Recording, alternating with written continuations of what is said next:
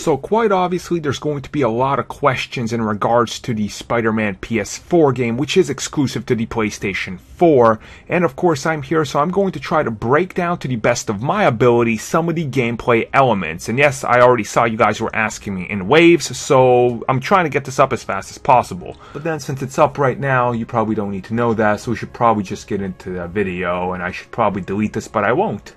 Thumbs up! So the first thing I want you to notice is when it zooms into this view, it's very reminiscent of the Arkham games when it stops from a cutscene.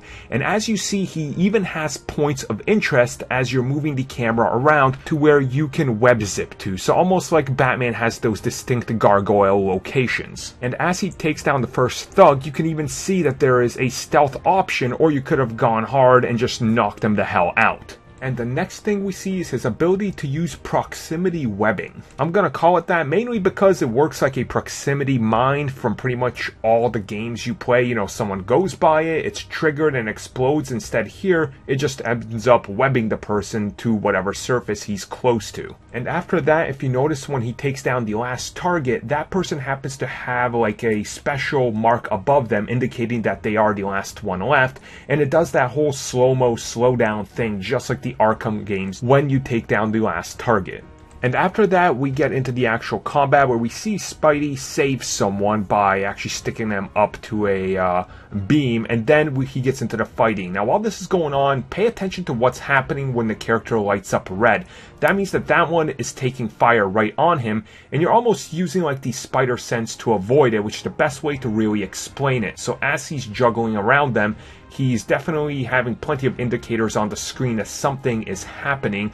And once again, very reminiscent of the Arkham combat, but then again, that game literally perfected combat in superhero games and a lot of other games within itself, so it's no shame to take it from the best. And after that, we got our first look at a mini boss fight type character. Now this is like the bigger henchman that's meant to slow you down a bit, and you have to use a little bit more technique to go up against them, usually finding some sort of simplistic pattern and exploiting that. Once again, if you play the Arkham games, which I assume you're watching this, there's plenty of these guys around, and they're meant to kind of slow you down to give you a little bit more of a challenge. Now another big part that's been made more or less famous by Sony video games, specifically the Uncharted, is of course those QTEs, quick time events. We have to tap a button to do something specific.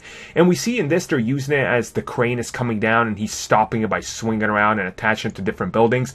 Honestly, probably the best way to handle a big blockbuster, you know, video game / movie feelings to use something like this, and it looks quite awesome. So definitely, you know, it's predetermined how it's handled, but it makes a lot of sense. And like previous Spider-Man games, you can expect to have to, you know, chase down bad guys and try to catch up to them or fail. But automatically in this, we see transitions to real-time cutscenes and destruction in buildings, which of course also ties into another QTE. If you've ever played Uncharted, you should be very familiar with how they're handling this. And in real time, it even transitions from that all the way from you, like, you know, falling down through a building to jumping over a bunch of tables and stuff, which we saw before and we didn't know if it was gameplay. It definitely is. As you see, everything in this building is coming down in real time as you're chasing this chopper still, so definitely the technology is paying off. And as the video is coming to a close with all that, we even see that they're going to be using other stuff such as a first person, you know, point of view to be able to shoot the webs and everything. There's even you know, moving like the reticle to be able to actually capture pieces of debris that are flying off. So you could probably expect just by looking at this that every boss fight is more or less going to feel a little bit unique, using the camera and everything in unique ways that we really haven't seen in quite a while. And a lot of games use one or two, but this seems to be using more or less every technique that's been used in every video game, which is honestly pretty awesome, and it makes just you feel more like a superhero, as you can see.